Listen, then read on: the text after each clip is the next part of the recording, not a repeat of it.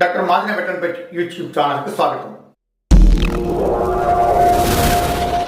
మన రైతులు ప్రతిరోజు పాడి పశువులకి ఇచ్చే ఎండుగడ్డి, ముఖ్యంగా ఈ వరిగడ్డి ప్రతిరోజు పశువులకు మేపాలా వద్దా? ఎందుకంటే ఈ వరిగడ్డిలో ఎటువంటి మాంసకృతులు లేవు, అంటే సున్నా. ఇక ఖనిజ లవణాలు ఏమైనా ఉన్నాయంటే అవి లేవు. పోనీ జీర్ణయోగ్యమైన పదార్థాలైనా ఉన్నాయంటే అవి కేవలం 40% మాత్రమే. మరి ఈ వరిగడ్డి పశువులకి అవసరమా? ఇవ్వకపోతే ఏమవుతుంది?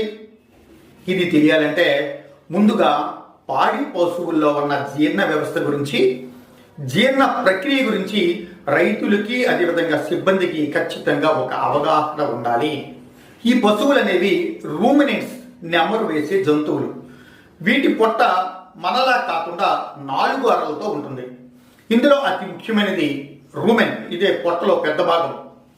ఈ రూమెన్లోనూ మిగతా ఈ జీర్ణ వ్యవస్థ భాగాల్లోనూ పశువులు తినే గడ్డి కానీ దానా కానీ జీర్ణము కావాలి అంటే ఈ పొట్టలో ఉన్న ప్రోటోజోవా అదేవిధంగా ఉపయుక్తమైన బ్యాక్టీరియా వల్ల మాత్రమే సాధ్యమవుతుంది. మనుషుల్లో లాగా ఎంజైమ్స్ వల్ల కాదు.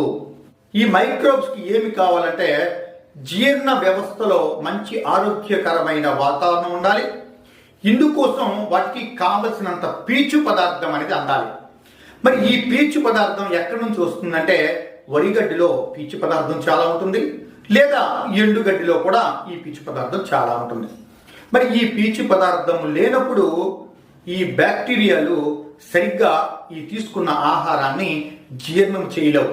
దాని మూలంగా రకరకాలైన సమస్యలు అనేవి జీర్ణ వ్యవస్థలో వస్తాయి. కాబట్టి ప్రతిరోజు కూడా ఈ పాడి పశువులకి వరిగడ్డి లేదా ఎండుగడ్డి ఖచ్చితంగా ఇవ్వాల్సిందే.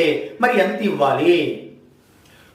ఒక పాడి పశువుకి 6 నుంచి 7 లీటర్లు ఇచ్చే పాడి పశువు కానీ తీసుకున్నట్లయితే రోజుకి కనీసం 30 కిలోల మేత ఇవ్వాలి. ఇందులో 25 కిలోలు పచ్చి మేత, 5 నుంచి 6 కిలోలు ఎండు మేత అంటే వరిగడ్డి ఖచ్చితంగా ఇవ్వాల్సిందే. అదేవిధంగా దానా కూడా పాల దిగుబడిని బట్టి ఇవ్వాలి.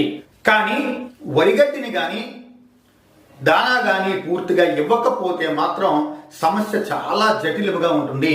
ముఖ్యంగా పాలలో వెన్న శాతం పెరగడానికి పీచు పదార్థము చాలా అవసరము, క్రూడ్ ఫైబర్. మరి ఈ క్రూడ్ ఫైబర్ ఎక్కువగా ఉన్న వరిగడ్డి కానీ ఎండుగడ్డి కానీ ఖచ్చితంగా ఇవ్వాలి. దానా లేకుండా కనీసం ఈ వరిగడ్డి ఎండుగడ్డి లేకుండా కానీ పాడి పశువులు పెంచుకున్నట్లయితే ఈ సమస్య అనేది మరింత జటిలమవుతుందని రైతులు గుర్తుంచుకోవాలి.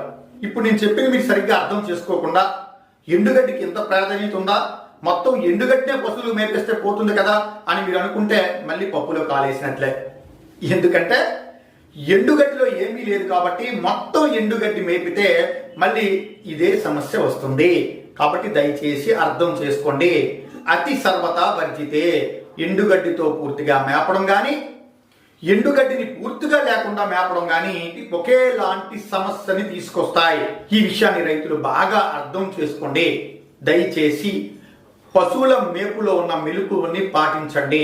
ప్రతిరోజు ఇచ్చే పశుగ్రాసంతో పాటు కొంతమేర వరిగడ్డి కానీ ఎండుగడ్డి కానీ ఇవ్వండి. ఈ రెండు లేని సందర్భాలలో వ్యవసాయ వ్యర్థ పదార్థాలు అంటే మినుము, వేరుశనగ, పెసర వంటి ఈ పంటల్ని కోసినప్పుడు వచ్చిన వ్యర్థాలు కూడా దీంతో సమానంగానే ఉంటాయి. కాబట్టి కనీసం ఈ వరిగడ్డి ఎండుగడ్డి బదులుగా ఈ వ్యవసాయ వ్యర్థ పదార్థాలు ఇచ్చినా సరిపోతుంది. ఇవన్నీ ఉన్నప్పుడు మాత్రమే పాడి పశువు అనేది పూర్తి స్థాయిలో పాల ఉత్పత్తిని ఇవ్వగలదు. పాలలో వెన్న శాతం అనేది ఉంటుంది, పెరుగుతుంది అనే విషయాన్ని రైతులు అర్థం చేసుకోండి. మళ్ళీ ఇంకో వీడియోలో కలుసుకుందాం. అంతవరకు సెలవు.